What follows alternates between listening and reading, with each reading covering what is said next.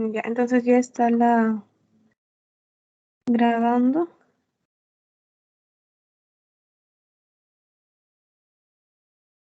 Ya. Ay, perdón. ¿Me avisan si pueden ver, por favor, la pantalla? ¿Pueden ver? Sí. Gracias. Bueno, vamos a empezar a hacer el banco. La primera pregunta. Ya, la primera pregunta. Marca el falso en relación al politraumatizado. Las preguntas están mezcladas para que más o menos se guíen y ya después con cada pregunta vamos a ir aclarando ciertas cosas que no han quedado claras. A ver, según la relación al politraumatizado, la cinemática es el proceso de analizar un evento traumático y determinar las lesiones potenciales. Solo amenazas inminentes deben ser manejadas. La hora platino es la atención prehospitalaria en el sitio del accidente que se circunscribe a la primera hora. La sola permeabilidad de la vía aérea no asegura una ventilación satisfactoria y el examen neurológico evalúa Glasgow. Chicos, ¿cuál creen ustedes que es la respuesta correcta?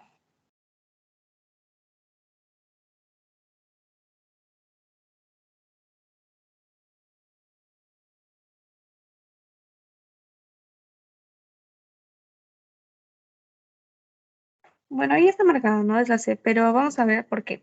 Nos dice, la cinemática es el proceso de analizar un evento traumático y determinar las lesiones potenciales. Esto no se los he explicado, pero acá se los voy a explicar. A ver, cinemática es que nosotros al llegar a este evento donde ha sucedido, por ejemplo, un accidente, vamos a evaluar o vamos a ver qué es lo que pasó, ¿para qué? Para evaluar qué es lo que, qué lesiones puede tener el, el paciente. Entonces, eso es la cinemática. Entonces, vamos a evaluar qué es lo que pasó. A ver, fue un evento, por ejemplo, fue un accidente vehicular, el paciente estaba como conductor y más o menos ves que se ha golpeado el esternón. Entonces, ya sabes que puede haber una fractura ahí y eso es la cinemática, ¿no? Solo amenazas inminentes deben ser manejadas. Esto es cierto. ¿Por qué? Porque se acuerdan que yo les dije que vamos a manejar solo a las que necesitan la atención más urgente. Entonces, atención más urgente es las que deben ser manejadas. ¿Ya? La hora platino es la atención prehospitalaria en el sitio del accidente que se circunscribe a la primera hora. A ver, eso no tampoco les expliqué, pero a ver, hora platino, no hay hora platino, es hora dorada y minutos platino. Minutos platino. La hora dorada, bueno, es como su propio nombre lo indica, es una hora y aquí va a estar incluye a los minutos platino. ¿Y qué son los minutos platino? Los minutos platino son los primeros 10 minutos de atención donde se va a realizar el ABCDE, por ejemplo. ¿Ya? Esa es la diferencia. La sola permeabilidad de la vía aérea no asegura una ventilación satisfactoria. Es correcto, ¿por qué? Porque habíamos hablado de que la A es permeabilidad, ¿no? Permeabilidad de vía aérea. Pero luego pasamos a la B y ahí es donde nosotros nos damos cuenta que no solo asegurarnos de que hay una buena permeabilidad de la vía aérea, asegura una ventilación, porque la ventilación que era el intercambio de gases, el intercambio gaseoso. Entonces, en la B es cuando nos vamos a asegurar de la ventilación. El examen neurológico evalúa Glasgow, esto es correcto, y ¿se acuerdan cuál era el mínimo y máximo de Glasgow?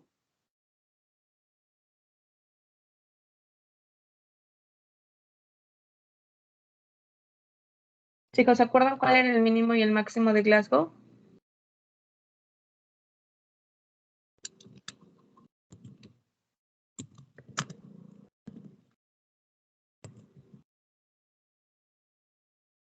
Ya, el mínimo era 3 y el máximo era 15, ya, por si les pregunto.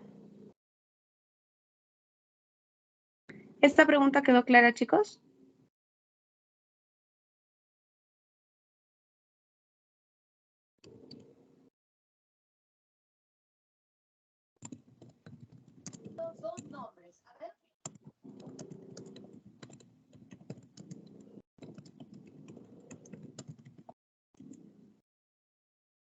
Sí, chicos, ¿quedó claro?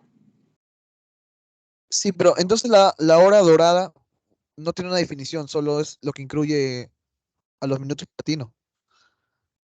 Sí, la hora dorada es la primera hora en la que se va a dar la atención. Esta incluye a el ABCD, incluye al traslado, y esta es la hora en la que más vida se puede salvar.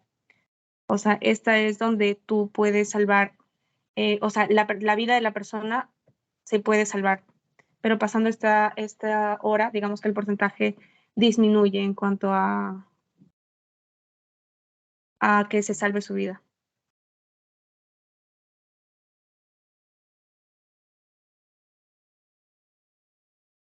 ¿Quedó claro? Sí. No escribo. Gracias, Angeli. Ya, chicos, entonces, vamos a continuar. A ver aquí, chicos, ¿cuál creen ustedes que es lo correcto?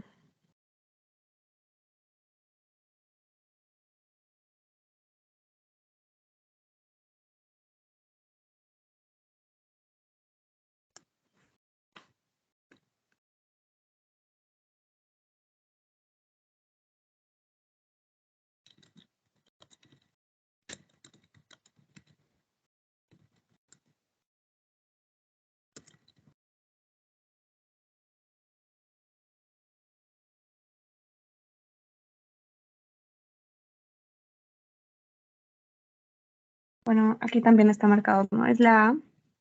Y aquí nos dice que marquemos lo falso, ¿no? Entonces, este sería la falso. Vamos a empezar por el último. El triaje se realiza en la pre e intrahospitalario. Esto es correcto, ya habíamos visto que antes de, en la atención prehospitalaria, vamos a hacer el triaje, evaluando pues un ratito. Por favor.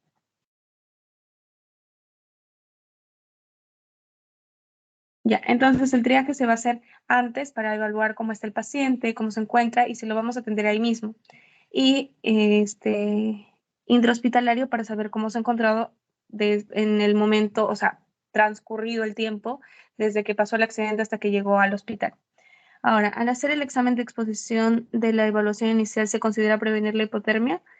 Sí, no es correcto, porque justamente la E se encargaba de eso, de la exposición.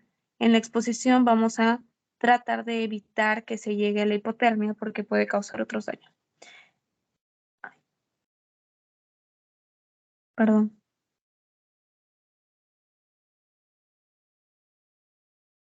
A ver, un ratito.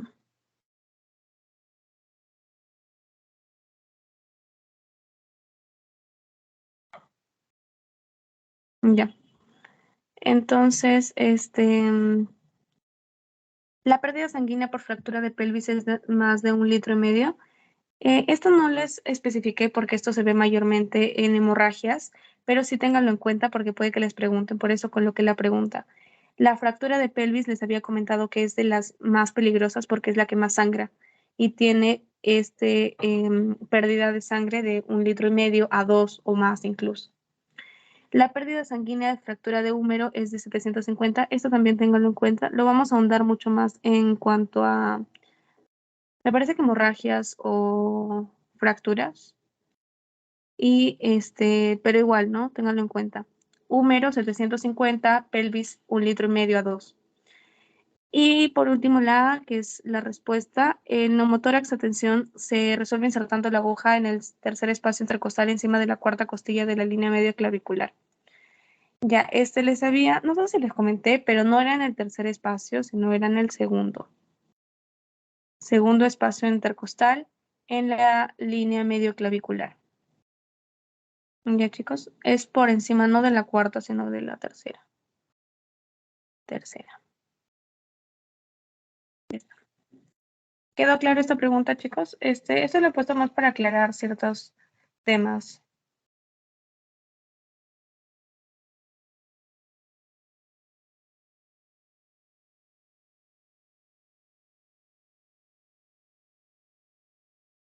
Ya. Bueno, vamos a pasar con el siguiente entonces.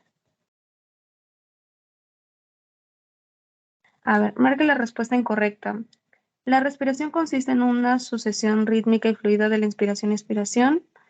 Inspiración es la entrada de aire a los pulmones y la expiración es la salida del mismo. Polipnea es la frecuencia respiratoria mayor de 20 respiraciones por minuto en relación con la amplitud. Las características de la respiración son frecuencia, ritmo y profundidad. Y el valor normal de la frecuencia respiratoria en el recién nacido es de 40 a 60 respiraciones por minuto. ¿Cuál es la correcta, chicos?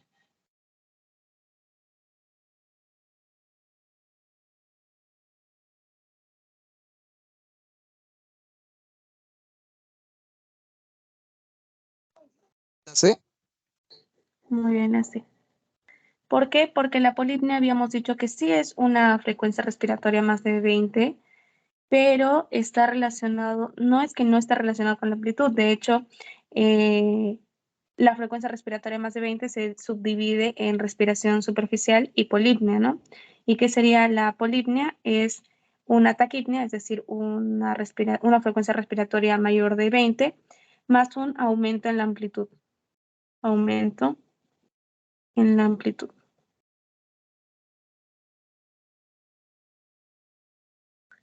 Ya, a ver, la respiración, esto sí, ¿no? Ya les había dicho en la definición de la respiración, inspiración cuando entra aire, expiración cuando sale. Las características son justamente la frecuencia, el ritmo, la profundidad y también la simetría, ¿no? Aquí no lo pone, pero por si acaso, simetría.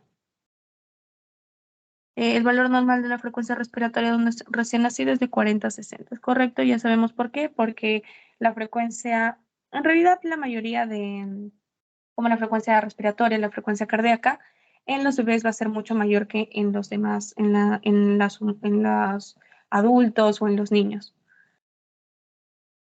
Bien.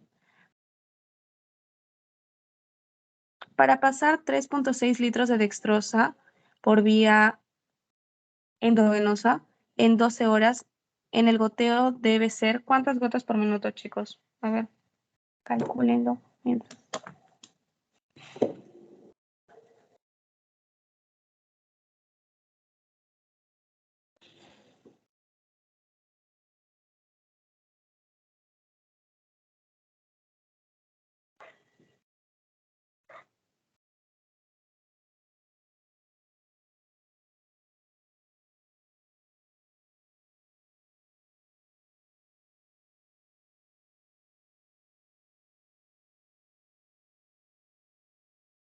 ¿Les salió, chicos?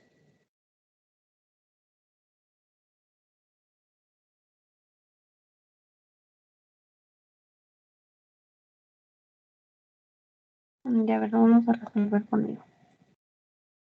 A ver, ¿cuál era la fórmula? Goteo es igual al volumen en mililitros sobre el tiempo en horas por 3, ¿no? El 3 es la constante. Entonces aquí sería, para pasar 3.6 litros. ¿Cuánto sería 3.6 litros? Sería equivalente a 3.600 mililitros, ¿no? Multiplican por 100, por 1000 y ya está. Entonces, goteo es igual a 3.600 mililitros sobre el tiempo en horas, sería 12 multiplicado por la constante que es 3. Eso sería 3.600 sobre 36. ¿Cuánto es el número? ¿Cuánto es la cantidad de gotas? 100 gotas por minuto, ¿no? Entonces, marcámosla bien. ¿Quedó claro, chicos, esta parte? De esto sí les va a venir ejercicios, así que es importante que les quede claro.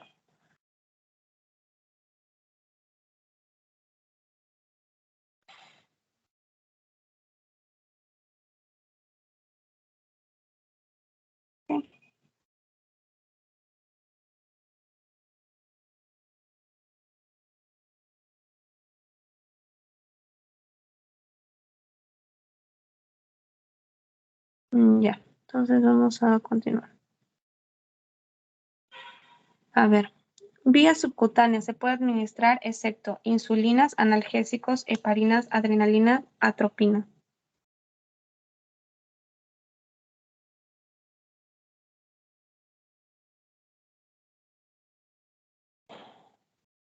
¿Se acuerdan que les hice un cuadro para que lo identifiquen?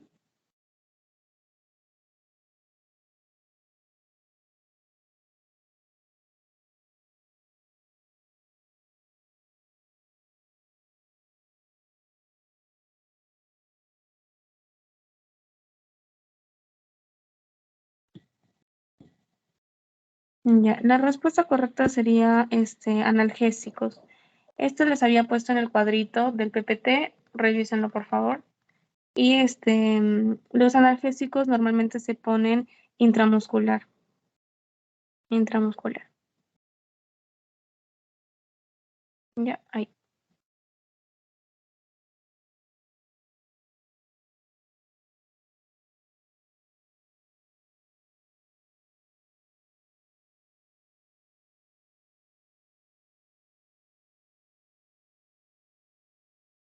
Ya.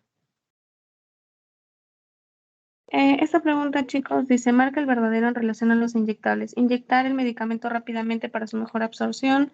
Si es sustancia oleosa, no se masajea. Si es sustancia acuosa, solamente se frota. Si son vacunas, no se frota. Y el bisel debe estar hacia abajo en todas las técnicas.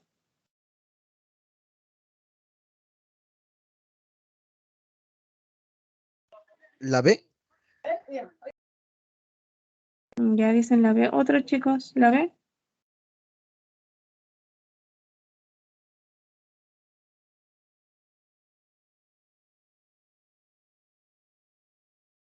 Ya. Les había puesto en el PPT, ¿no? A ver, inyectar el medicamento rápidamente para su mejor absorción. Se procura que sea lento, ¿no? Que sea lento. Si es sustancia oleosa, no se da masajes. De hecho, si es oleosa, se da masajes por 1 minuto. Si es sustancia acuosa, solamente se frota. Eso está mal porque si es acuosa, se presiona sin frotar. Si son vacunas, no se frota. Esto es lo correcto. Y hemos dicho que el bisel siempre debe estar ¿hacia dónde? Hacia arriba. Ahí. Ya está.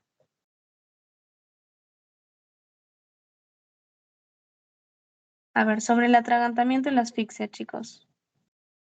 El atragantamiento es la obstrucción intencional. Ya desde aquí, si nos dicen intencional, habíamos dicho que es accidental.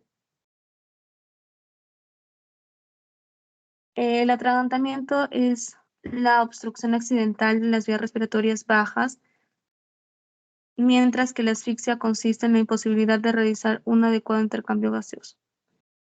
El atragantamiento es de las vías aéreas altas, ¿no? Altas y medias.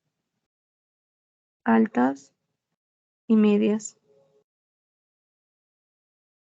Altas y medias. Y la asfixia va a consistir en más que el intercambio gaseoso, es una adecuada respiración. O sea, no va a poder ingresar aire. El atragantamiento es la obstrucción accidental de las vías aéreas superiores y medias, mientras que la asfixia es la falta de flujo de aire, que luego determinará la imposibilidad del intercambio gaseoso. Esa sería, ¿no? ¿Por qué no sería la D? Porque el atragantamiento es la obstrucción intencional, dice intencional, entonces ya no sería. Y el atragantamiento es causa común de mortalidad en adultos jóvenes y el ahogamiento causa asfixia por obstrucción mecánica. Esto sí, pero ¿qué pasa? Que les había dicho que es causa común, pero en niños. Ellos son los que más se atragantan. ¿Ya, chicos? Seguimos. En relación al manejo de la vía aérea, señala lo incorrecto. El tamaño de la cánula orofaringea se obtiene midiendo desde la comisura labial del lóbulo de la oreja. Entonces, este sí es correcto, creo que no se los aclaré, pero cuando vayas a colocar una cánula orofaringea, En la comisura del labio, donde termina el labio, hacia donde va el lóbulo de la oreja, mides y eso es el tamaño correcto, porque hay diferentes tamaños. Entonces así se mide una orofaringe. La cánula orofaringe se coloca invertida, o sea, 180, y luego se gira hacia su posición correcta. Esto es, a ver, no sé cómo explicarlos porque no le he puesto una imagen, pero la orofaringe es algo así, como que aquí tiene algo así. Ah, no sé cómo explicarles, pero, pero algo así, entonces eso se lo colocas en 180 y después al momento en que ya chocas con la garganta, por así decirlo, lo giras y ya eso da hacia la faringe. Los tubos orofaringeos son iguales y de las mismas características de Guedello de Vernon. Cada una es distinta, ¿no? Cada una es distinta, cada uno se utiliza para distintas cosas, así que siempre que les digan son iguales, no. Estas.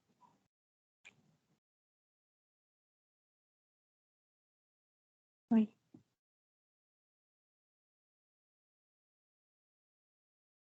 Antes de realizar la ventilación manual con la bolsa es necesario primero colocar el tubo orofaringeo.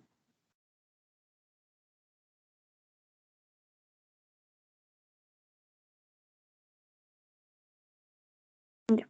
Y el dispositivo nasofaringeo está indicado en traumatismo maxilofacial, en trismos, etc. Les dije que el nasofaringeo en estos casos no se utilizaba, ¿no? Porque cuando hay este tipo de traumatismos en la cara, o sea, hay alguna fractura en la cara, vamos a usar mayormente el orofaringeo. ¿Por qué? Porque el nasofaringeo puede causar daños y puede afectar mucho más la fractura.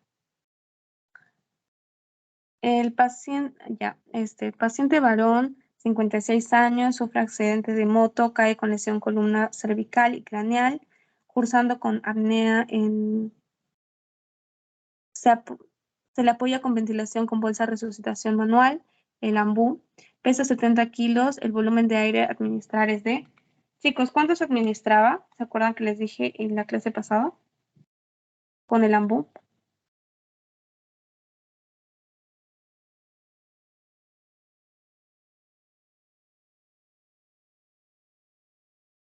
Ya, si no se acuerdan, el AMBU tiene, 6 habíamos a 7 dicho, por kilo.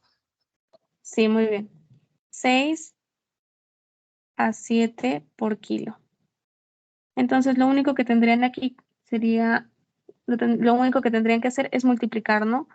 70 por 6 y 70 por 7.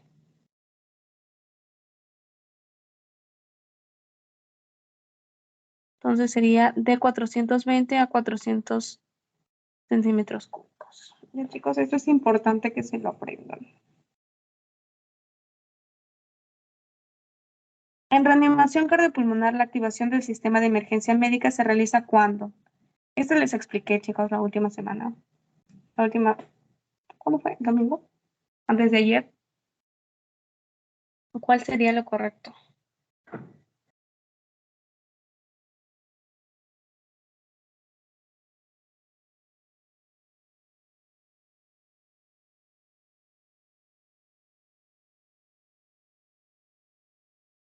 Sería la de ella, chicos. ¿Por qué? Porque les comenté que tenía 3 partes. No pulso, no respira, no responde. Y si no responde es porque está inconsciente.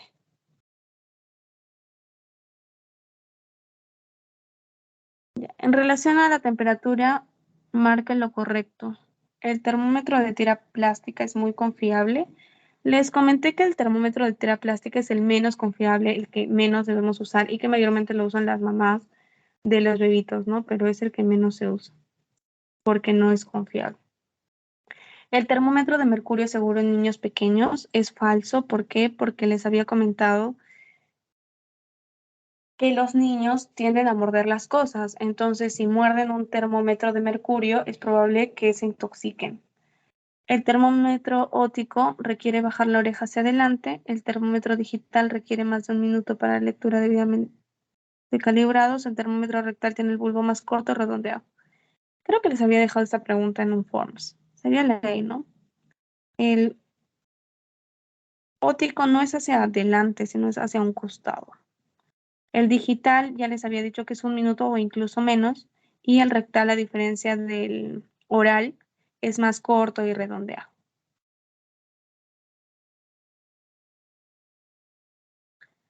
Se conoce como hipertensión arterial. ¿Cuál sería, chicos?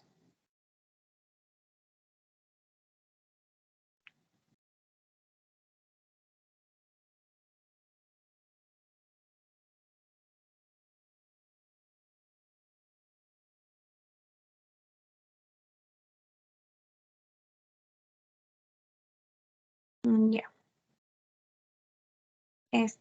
Si no se acuerdan, les había comentado, a ver, ¿por qué no sería la primera? Ni las, ya la respuesta es esta, pero ¿por qué? Porque habíamos dicho que existían dos, ¿no? Era la prehipertensión y la hipertensión como tal. Y les hice un cuadro. Así que revisen eso, por favor. Y tenemos pues dos, la presión sistólica y la presión diastólica, ¿no? En la presión sistólica, para que se considere una prehipertensión, tenía que ir por más de lo normal. ¿Y cuál es lo normal? 120. Y tenía un rango de 20, ¿no? Entonces hasta 139. Y en la presión arterial diastólica era de lo normal, que es 80, hasta 89. Ya se consideraba hipertensión cuando iba a más de 140 o de 140 a más y mayor también de 90. Entonces el único que cumple con ambos es la B.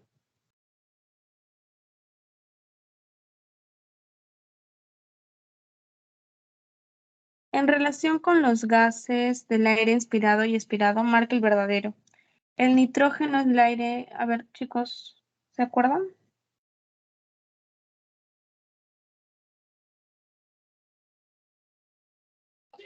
¿La B?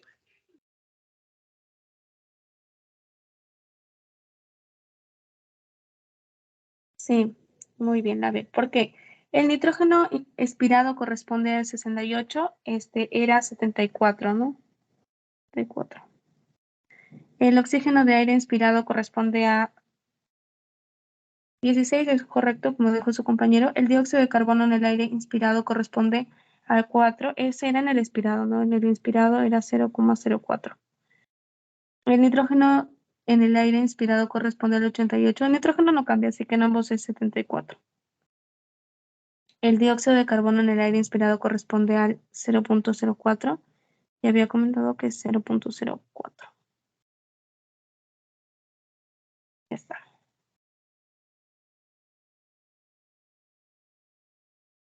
A ver.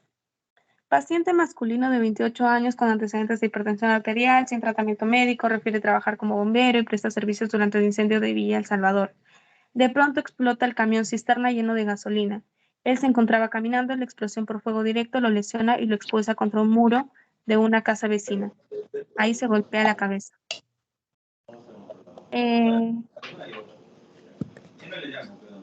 Chicos, sus audios.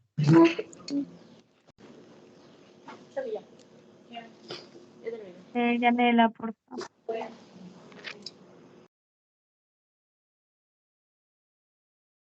Ya. Entonces nos dice que básicamente se lesionó la cabeza y también tiene quemaduras, ¿no? Sí, se golpea la cabeza, tiene quemaduras. Ya, el paciente encontraremos en relación a los componentes de la fórmula de la presión arterial. ¿Se acuerdan cuál era la fórmula de la presión arterial?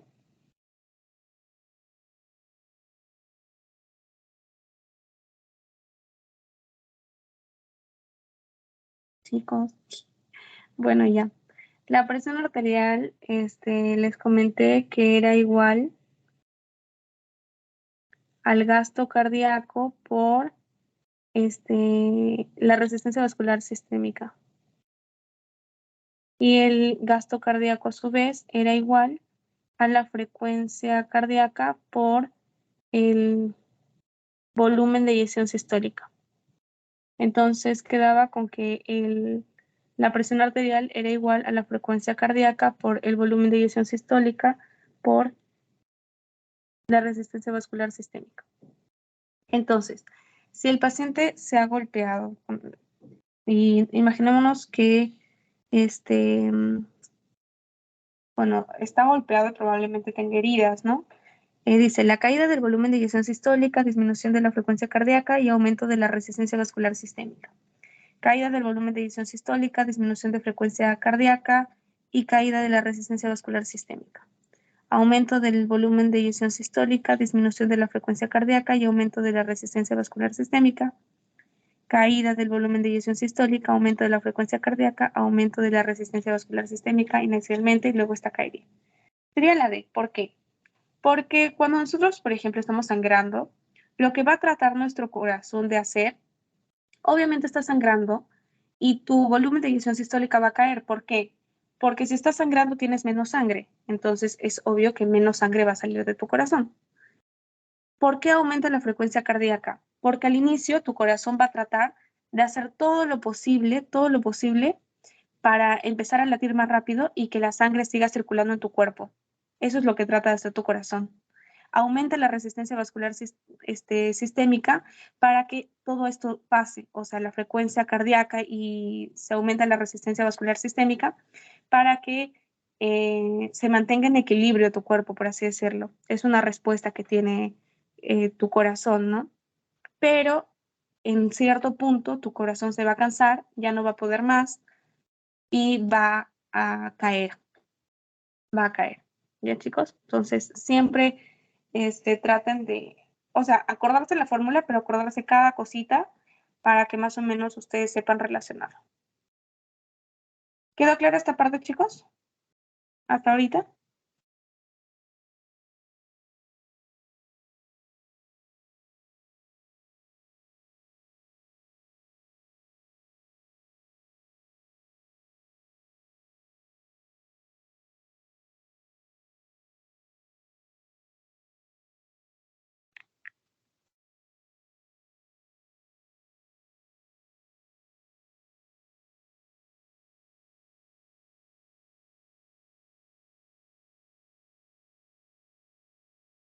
Voy a suponer que sí. Ya. En este caso, como parte del proceso de reanimación, queremos pasarle 4 litros de volumen en 6 horas. Para ello usaremos una bomba de infusión. La velocidad por infundir sería, a ver, si tenemos acá, dan gotas por minuto y mililitros por hora. Entonces, vamos a calcular los dos. En mililitros por hora, primero tendríamos que convertir 4 litros en mililitros, ¿no? Eso sería 4.000 mililitros en 6 horas. Entonces, lo único que tendríamos que hacer es dividir 4.000 entre 6. Eso da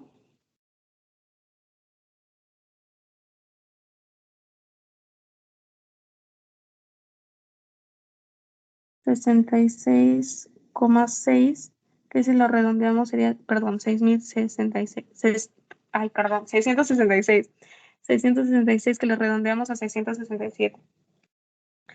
Y en gotas por minuto sería bueno, ya que tenemos la respuesta, ¿no? Pero en gotas por minuto, ¿cómo sería? Ya, lo vuelvo a escribir la fórmula.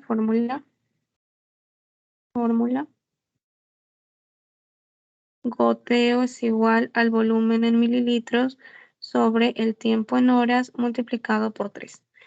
Entonces sería goteo es igual a 4.000 sobre 6, que son las horas, por 3. Sería 222,2 gotas por minuto. Que eso sería, si lo redondeamos, 222 nada más. Gotas por minuto.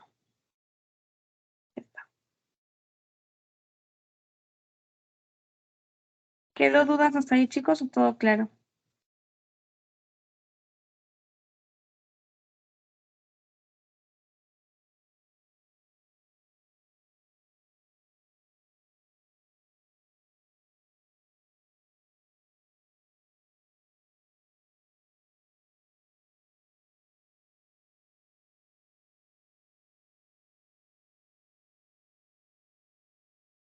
Ya, a ver, sobre el ciclo, el ritmo circadiano.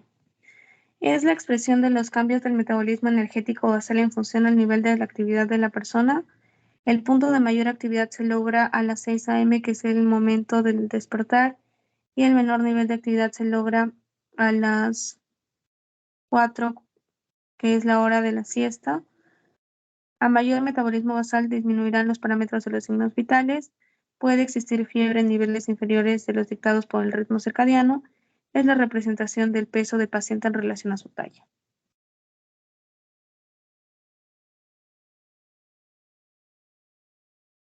¿Cuál sería, chicos, para ustedes?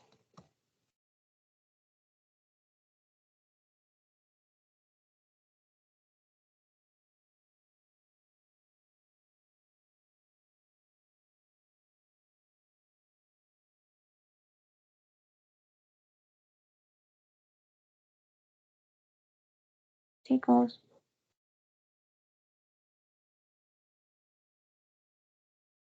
Ya, a ver, la expresión de los cambios del metabolismo energético basal en función del nivel de la actividad de cada persona. A ver, puede ser este, más o menos, hay que ponerle una rayita. El punto de mayor actividad se logra a las 6 a.m. Era el de menor actividad, ¿no? Menor más temprano, mayor más tarde. Menor. Y aquí vamos a ponerle mayor. A mayor metabolismo basal disminuirán los parámetros de los signos vitales. Si aumenta el metabolismo basal es directamente proporcional, así que aumenta los signos vitales. Puede existir fiebres en niveles inferiores. La fiebre es mayor, entonces no puede ser inferior. Es la representación del peso. Esto no tiene nada que ver, ¿no? Entonces nos quedamos con la... Ay,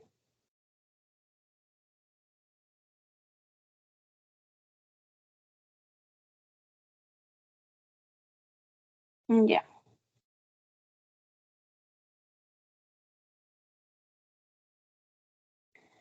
Sobre la ley de Poisseville.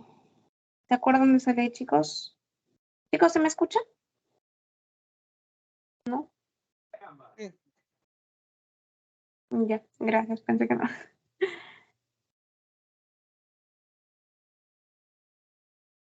¿Ya se acuerdan de esa ley de Poisseville?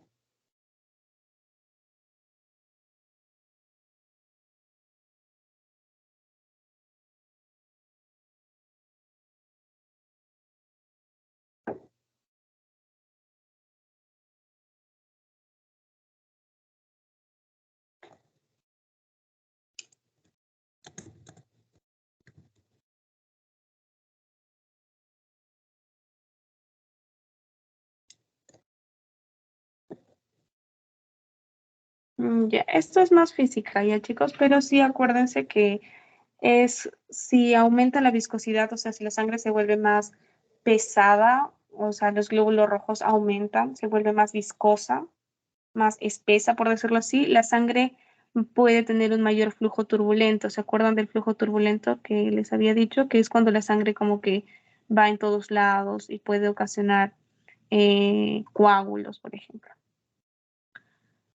Mm,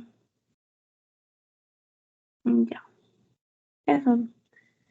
Y el flujo laminar, ese sí es bueno. O sea, el flujo turbulento, acuérdense que es el malo, que es que puede provocar trombos, puede provocar coágulos, mientras que el flujo laminar es uno constante en una sola dirección. Entonces, por eso no sería la B, porque un flujo laminar es constante, no es que, o sea, la velocidad tiene que ser constante.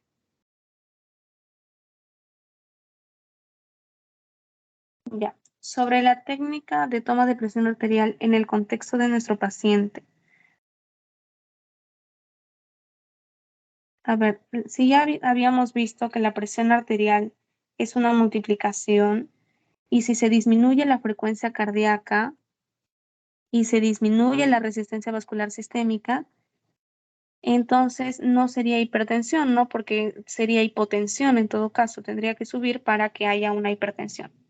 Colocar el estetoscopio por debajo del manguito es lo más confiable. Habíamos dicho que no, porque al final se altera su presión y nos puede salir hipertenso, pero el paciente en realidad está bien.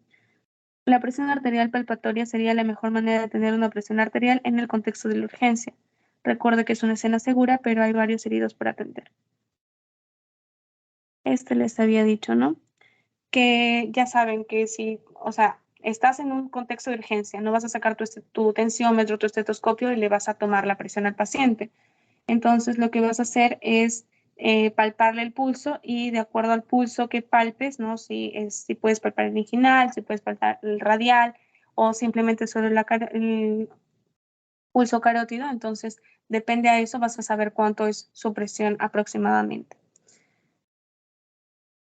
A ver, dice hipotensión, aumento de frecuencia cardíaca y de resistencia vascular sistémica. Ya les había dicho que para que haya hipotensión tendría que disminuir la frecuencia cardíaca, disminuir la resistencia vascular sistémica y recién podríamos hablar de una hipotensión. La presión arterial no se puede tomar ya que el paciente está quemado. Se puede tomar sí gracias al pulso, ¿no? Tomando el pulso. Tomando el pulso. Ya está.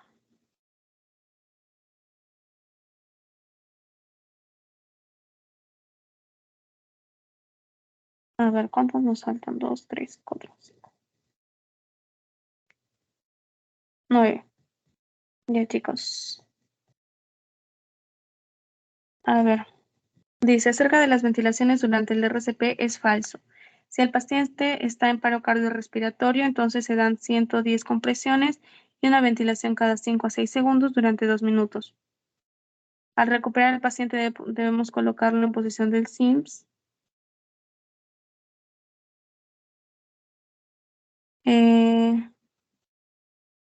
Si el paciente presenta un paro respiratorio, se da una ventilación cada 5 a 6 segundos. El apoyo con AMBU se da entregando el volumen tidal de 6 a 7 mililitros por kilogramo. Esto ya lo habíamos visto, esto también, esto también. Actualmente la OSHA recomienda el uso de una mascarilla de reanimación en vez de la técnica boca a boca, sino la mascarilla sería el AMBU. Y ahí está pues la respuesta correcta. El objetivo de la desfibrilación es, hemos dicho que que el desfibrilador va a resetear un reset del corazón. ¿Por qué? Porque las fibras del corazón se han agitado. Entonces va a detener, justamente como dice la respuesta, va a detener la actividad eléctrica del corazón para que haya un reinicio adecuado. Inhibir todos los focos anormales para permitir el nodo sinusal se mantenga funcionando normalmente. Ya habíamos dicho que es detener la actividad nada más, entonces sería falso. Lograr que la actividad eléctrica se inicie cuando el corazón está totalmente parado. Si está parado, eso quiere decir que ya no hay pulso, o sea que ya el corazón no está latiendo. Y habíamos dicho que el- en la desfibrilación se da un reseteo del corazón, es que el corazón está agitado, pero no es que no esté latiendo. Entregar energía eléctrica adicional al corazón del paciente, falso, reset, no, reset, reset, reset. Como el nodo, solo quédense con que desfibrilación, reseteo del corazón, porque las fibras musculares del corazón están agitadas. ¿Ya? Con respecto a nuestro paciente y su quemadura, queremos definir la extensión de esta.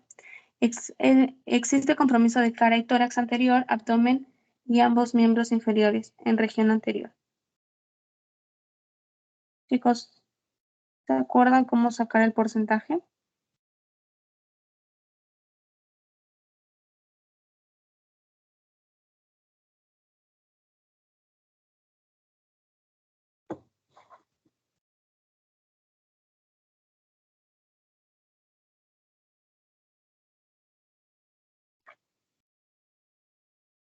Aunque creo que este ya lo había puesto en el Forms la semana pasada, ¿no? A ver, decimos, Sí, de existe que compromiso. la cara vale 9, es decir, la cabeza vale 9, 18, ¿no? La cabeza ¿O en no? total, pero la cara solo 4.5. Mm. Entonces en ¿No? total vale 9. En total, con toda la parte del cráneo, pero como acá solo dicen cara, sería 4.5. O sea, si te dicen que existe compromiso de cabeza, le pones 9, pero si dice cara o solo cráneo, o sea, en la parte de atrás, le pone 4.5. Tórax anterior, 9, abdomen 9 y ambos miembros inferiores en región anterior. En la región anterior cada uno vale 9, entonces si son ambos miembros sería 18. Si sumamos todo esto, nos da 40.5. ¿Ya? Acuérdense, si les dicen anterior es solo la mitad, o sea, si es por ejemplo el brazo es 9, pero si es la región anterior del brazo es 4.5. ¿Ya, chicos? El paciente requerirá como indicación la fluidoterapia en las primeras 8 horas según la fórmula de Parkland. Considera como porcentaje quemado 40.5 y de peso 80.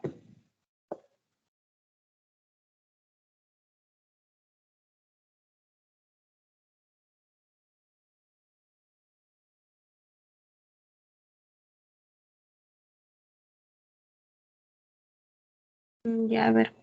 ¿Cuál era la fórmula de Parkland? Parkland era 4 por kilos por porcentaje y Brook era 2 por kilos por porcentaje.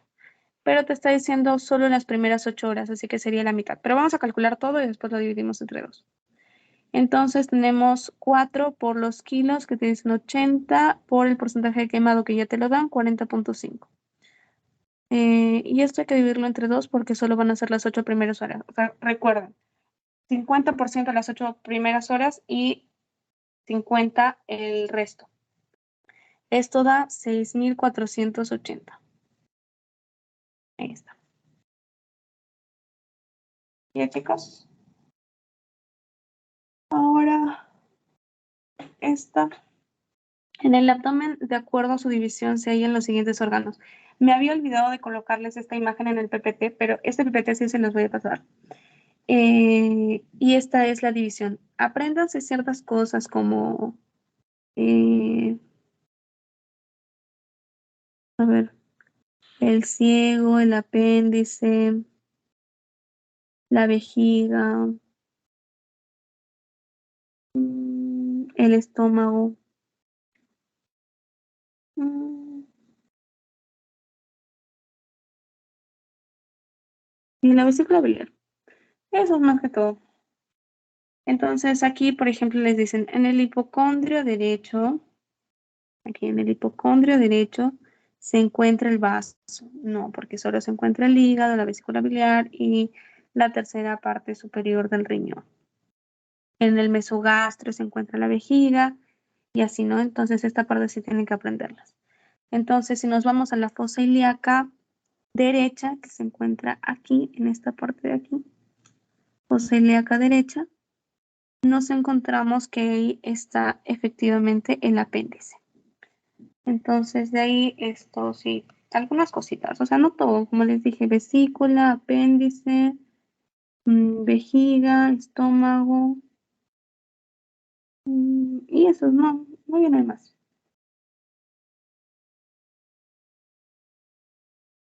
Son cursos necesarios para estar capacitado en evaluación prehospitalaria.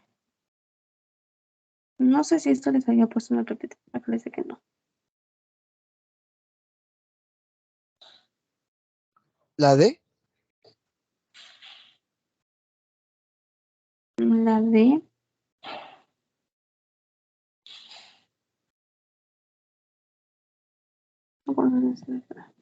Aquí la respuesta está correcta, es la D.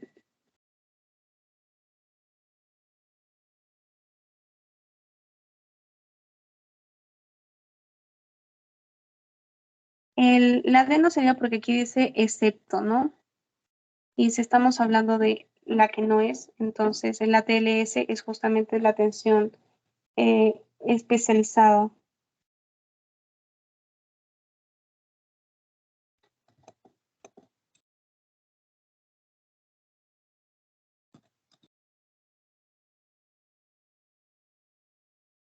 Entonces aquí sí. Ese es más teórico, creo que está en el PPT del profesor. Igual les paso, como les digo, este PPT. A ver, nos quedan 3 más. Esta quemadura, a ver chicos, sáquenlo. ¿Cuál es el porcentaje?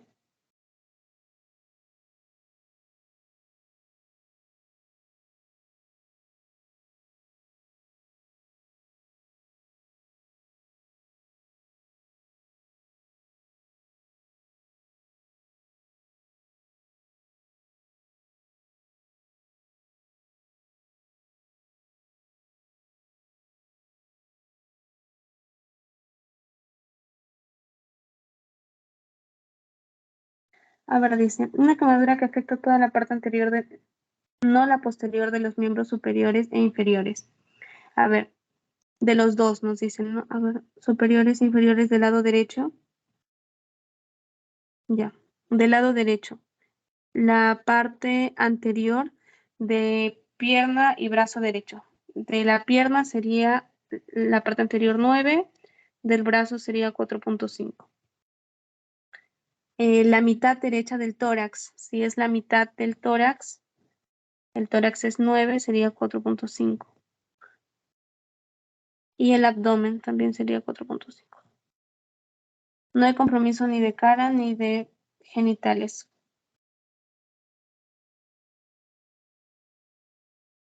Sería 22.5.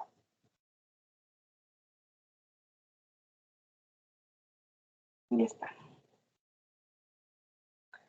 Sobre las quemaduras por álcalis, les he puesto este cuadro. No sé si lo puse en el PPT de quemaduras, pero les dejo aquí por si acaso. Se forma una escara superficial protectora y por ende no es tan penetrante en los tejidos. Si no se acordaran de que las que causan escara superficial son las provocadas por ácidos, lo podrían descartar porque aquí dice no es tan penetrante en los tejidos y yo les había comentado que las álcalis son las más penetrantes en cuanto a tejidos. Entonces, así lo podrían ir descartando. La necrosis por licuefacción es algo raro y excepcional. De hecho, las quemaduras por álcalis ocasionan una necrosis por licuefacción siempre. Entonces, esta sería falso. Aquí les he puesto, ¿no? Necrosis por licuefacción. Tiene gran capacidad de penetración a los tejidos y genera necrosis por licuefacción. Ahí cumple con los dos, ¿no? Que tiene gran capacidad de penetración, que ya les había comentado, que son las más penetrantes y generan una necrosis por licuefacción.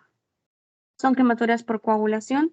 Las quemaduras por coagulación son las de ácidos. Tienen una gran capacidad de escarificación y progresiva.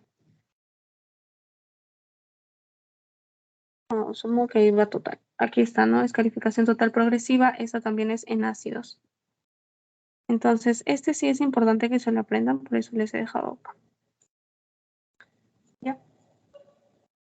Y la última, a ver. Marca lo correcto en cuanto a la atención primaria.